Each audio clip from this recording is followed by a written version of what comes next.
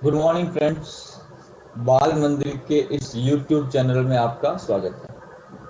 Friends, last video में थोड़ा सा मैंने जब उनको एडिट किया तो एक थोड़ा सा लोचा हो गया। वो यह हुआ कि जो लास्ट का 4 मिनट का वीडियो था वो पहले आ गया, तो उसको आप एक बार देख लेना, कंफ्यूज मत होना। जिन लोगों ने लास्ट वीडियो देखा है वहाँ थोड़ा सा मिसकंसेप्शन है, तो उसको आप थोड़ा सा ध्यान देना कि लास्ट वाला है उसको थोड़ा पहले देख लेना और पहले वाले को बाद में देखना उस 4 मिनट के। तो थोड़ा सा इसको ध्यान रखना है। तो कल हम जो लास्ट टॉपिक पढ़ रहे थे वो कौन सा था? हमने बात की थी अ, आवेशों के निकाय की स्थितिज ऊर्जा, ठीक है। और दो आवेशों के निकाय के लिए मैंने बात कर ली थी। यदि दो से ज्यादा आवेश होंगे तो हमें उतना ज्यादा कार्य करना पड़ेगा। जैसे एन आवेश के निकाय हैं, तो पहले यहाँ लिखा हुआ है, जैसे यहाँ पर क्या दिया हुआ है, एन आवेशों का निकाय। क्या दिया? एन। तो एन आवेशों के निकाय की जब मैं बात कर रहा हूँ, निकाय में कितने एन आवेश है, जब मैं एन आवेशों के निकाय की बात कर रहा हूँ तो सबसे पहले हमने निकाला पहले आवेश Q1 को अनंत से बिंदु P तक लाने में किया गया कार्य क्या होगा? 0। फिर Q2 को लाएंगे तो उसके Q1 क्या लगाएगा? विभव लगाएगा, कार्य करना पड़ेगा। और फिर Q3 को लाएंगे। देखो, आप समझते जाओ इस चीज को मैं आपको यहाँ समझाता हूँ। जैसे मुझे इन तीन आवेशों को यहाँ रखना है, ये एक आवेश, ये दूसरा और ये तीसरा। Q1 आवेश, Q2 आवेश और ये Q3 आवेश। ये तीन आवेश हमें यहाँ पर रखने हैं, ठीक है। तो अब देखो, Q1 आवेश की जब हम बात करें तो सबसे पहले Q1 को यहाँ लाया, W1 क्या हो गया? 0। अब Q2 को लाऊंगा तो W2 क्या होगा? Q2 इंटू V1 जो विभव बनाएगा वो। और इसको जब लाऊंगा तो यहाँ पे W3 क्या होगा? Q3। यहाँ पर ये भी अपना विभव बनाएगा और ये भी अपना विभव बनाएगा, V1 प्लस V2। मतलब जैसे जैसे आवेश लाऊंगा उस पर पहले से रखे हुए आवेश उसके ऊपर क्या करेंगे? बल लगाएंगे। और उस बल के विरुद्ध हमें क्या करना पड़ेगा? कार्य करना पड़ेगा। वही कार्य निकाय में स्थितिज ऊर्जा के रूप में क्या होता है? संचित होता है। देखो, इसमें डेरिवेशन नहीं, इसलिए सवाल बनता है। जैसे मैंने आपको सवाल बताया, दो आवेशों वाला मैंने अभी आपको बताया, कितने का? दो आवेशों वाला मैंने लास्ट लेक्चर में आपको डिस्कस करवाया था। ये हम लोगों ने पूरा डिस्कस किया था कंप्लीट। अभी एन आवेश में मान लो तीन आवेश है या चार आवेश है, तब क्या करेंगे? देखो, तीन आवेश वाला पूरा मैं आपको डेरिवेशन करके बताता हूँ। ये जब तीन आवेश होंगे तब हम लोग क्या करेंगे, उसको पूरा डेरिवेशन करते हैं हम लोग। जब तीन आवेश होंगे तब हम लोग क्या करेंगे, उसका डेरिवेशन देखो।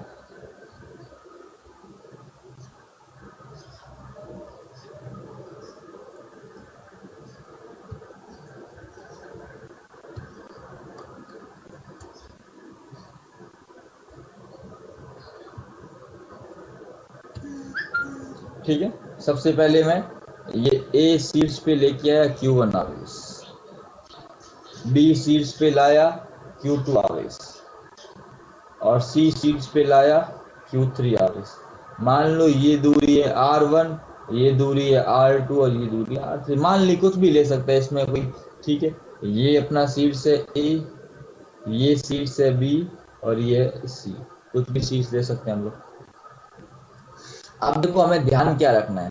हमें ध्यान रखना है, सबसे पहले हम बात करेंगे कि Q1 को अनंत से ए बिंदु तक लाने में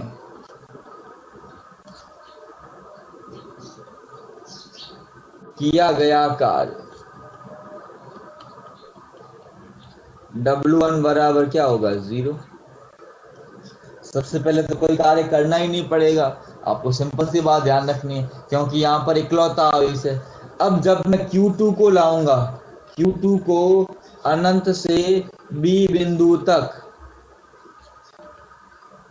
लाने में किया गया कार्य W2 बराबर Q2 इंटू, इस केस में यहाँ पर एक चीज और ऐड कर लेंगे। क्या ऐड करेंगे? यहाँ पर ऐड करेंगे Q1 के कारण विभव।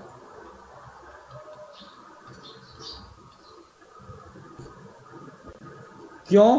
क्योंकि इस बिंदु पर ये वाला आवेश क्या करेगा? विभव बनाएगा। कितना विभव बनाएगा? दूरी कितनी? R1। तो Q2 इंटू के Q1 बटा R1, समीकरण नंबर 2। आई बात समझ में? अब हम अगर बात करें नेक्स्ट के बारे में, किसके बारे में? नेक्स्ट। नेक्स्ट क्या होगा उसको देखते हैं हम लोग। अब बात कर रहा हूं Q3।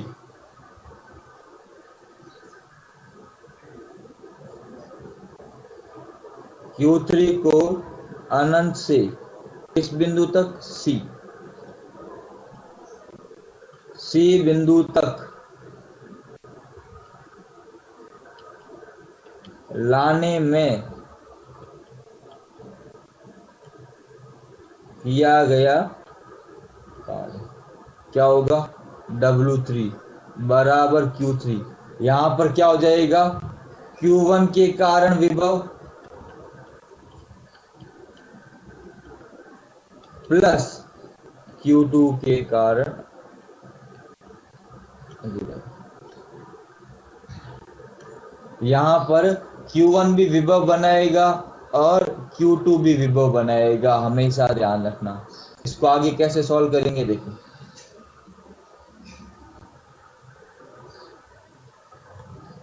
देखो थोड़ा नीचे चला गया तो क्या हो जाएगा? W3 बराबर Q3। Q1 से इसकी दूरी है ये R3 और ये दूरी है R2, ये R3। तो क्या हो जाएगा? Q3 के Q1 बटा R3 प्लस के Q2 बटा R2। ये आपको ध्यान रखना है। तो कुल कितना हो जाएगा? कुल कार्य W बराबर W1 plus W2 plus W3। अब यहाँ पर उनको W1 तो 0 है और W2 W3 आपके सामने, तो क्या हो जाएगा? यहाँ पर हो जाएगा के Q1 Q2 बटा R1 प्लस के Q2 Q3 बटा R2 प्लस के Q1 Q3 बटा R3। ये आपके सामने जब मैंने W1 W2 को और W3 को ऐड किया तो यहाँ पर देखो जितने जैसे Q1 Q2 का कॉम्बिनेशन, यहाँ फॉर्मूले में देखो एक चीज बड़ा है। यहाँ पर सबसे पहले Q1 Q2 का कॉम्बिनेशन बन रहा है, फिर Q2 Q3 का कॉम्बिनेशन बन रहा है, फिर Q3 Q1 का कॉम्बिनेशन बन रहा है। जितने कॉम्बिनेशन बनेंगे उसके हिसाब से अपने को कार्य करना पड़ेगा। 4 वाला होगा तो 4 वाले के लिए भी हम लोग इसी प्रकार से करेंगे। तो ये आपको चीज खास करके ध्यान रखनी है। इसका अगर आप स्क्रीनशॉट लेना चाहो तो ले सकते हैं, ध्यान रखना इस चीज का स्क्रीनशॉट। लास्ट लेक्चर में थोड़ा सा मिसमैच हुआ है, आप लोगों ने वीडियो देखा है तो समझ गए होंगे, ज्यादातर जिन लोगों ने देखा है, जो लोग देख रहे हैं वो उस चीज को अच्छे से समझ गए होंगे। थोड़ा सा हम लोगों ने आगे पीछे किया उसको, तो उसको आप लोग एक बार देख लेना। प्रॉब्लम आपको आई थिंक नहीं आएगी, इतना इतना भी बड़ा इशू नहीं है, फिर भी इसको देख लेना, ठीक। अब आगे बात करते हैं। अब देखो जा कुछ सवाल लेते हैं, नीचे सवाल होंगे इसके नीचे।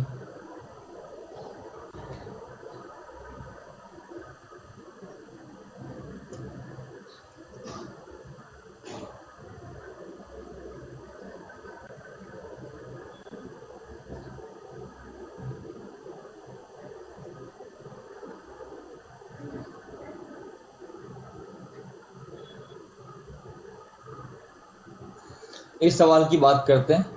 ये सवाल आपको दिख रहा है, ठीक है। चित्र में दर्शाए विद्युत निकाय की विद्युत स्थितिज ऊर्जा की गणना करो। या तो विद्युत स्थितिज ऊर्जा, इस वाले सवाल को कैंसिल कर दो, सवाल केवल आधा ही करना है। विद्युत क्षेत्र की तीव्रता, इसको छोड़ दो। एक सेकंड,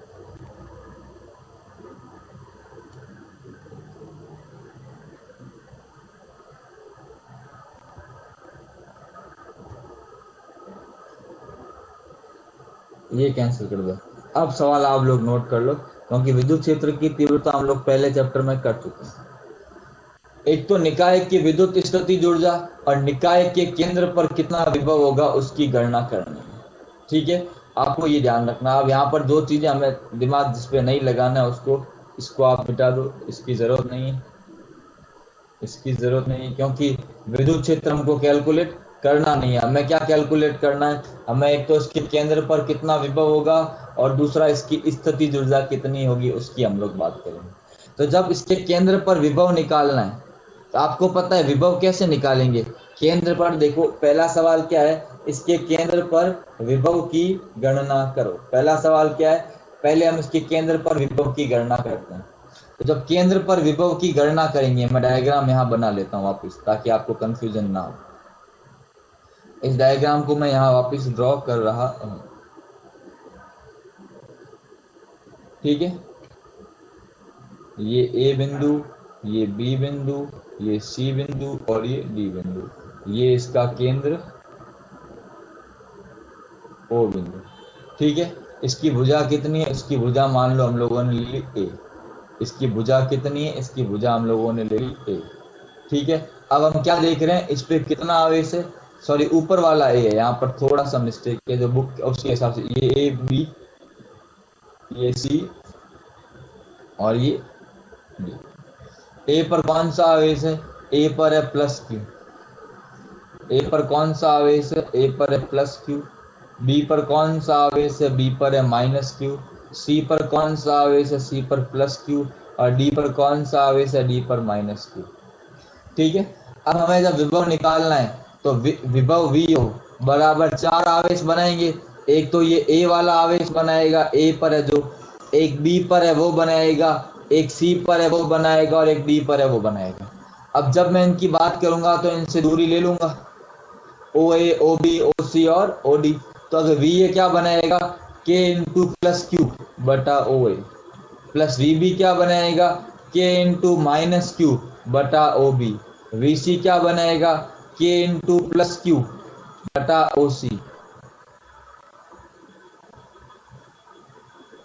और वी डी क्या बनाएगा? के इंटू माइनस क्यू बटा ओ डी। ये तो हो गया। अब हमें कैलकुलेट क्या करना है? ओ ए, ओ बी, ओ सी, ओ डी। अब आपको ध्यान रखना है, वर्ग के विकर्ण क्या होते हैं? बराबर होते हैं। क्या होते हैं? बराबर। आपको पता है, लिखने की जरूरत नहीं, फिर भी मैं समझाने के लिए। इसका मतलब ए सी बराबर बी डी। और अगर मैं ए सी का आधा करूं तो बी डी का आधा, आपस में क्या होंगे? बराबर। और जो ये ओ है, ओ बी है, ओ सी है, ओ डी है, ये ओ ए और ओ सी किसका आधा है? ए सी का।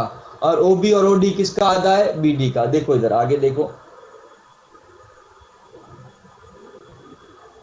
मैं यहाँ कर रहा हूँ उसके बाद वाला।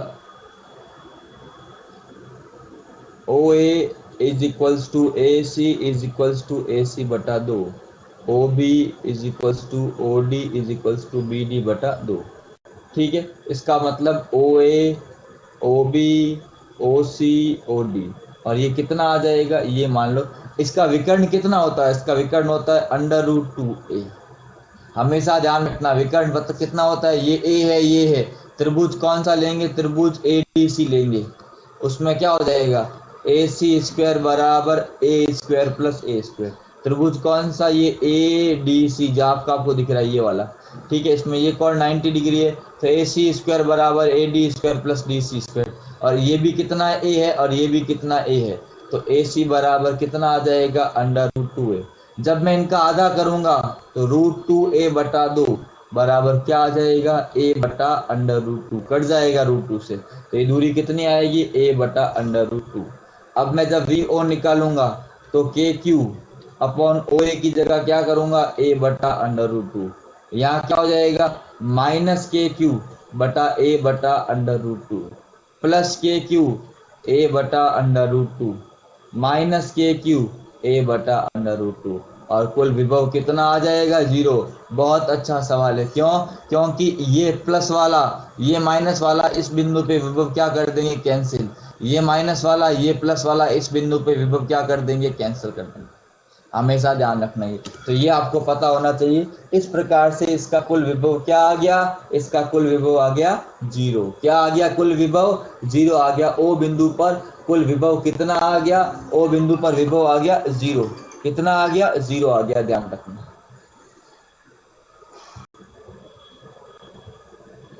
ठीक है। अब बात करते हैं इसकी स्थिति ऊर्जा के बारे में। अब स्थिति ऊर्जा की जब हम बात करेंगे तो देखो इधर, इसको यहाँ देखो, ये वाला फंडा तो सबका क्लियर है। इसका स्क्रीनशॉट भी आप लोग ले लें। और स्थिति ऊर्जा की बात करते हैं हम लोग, ये स्क्रीनशॉट आप एक बार ले लें।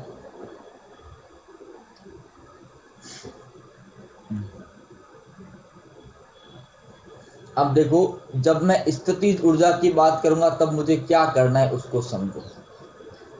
देखो, जैसे हमारे पास ये एक वर्ग है, वर्ग के 4 बिंदुओं पर 4 आवेश है।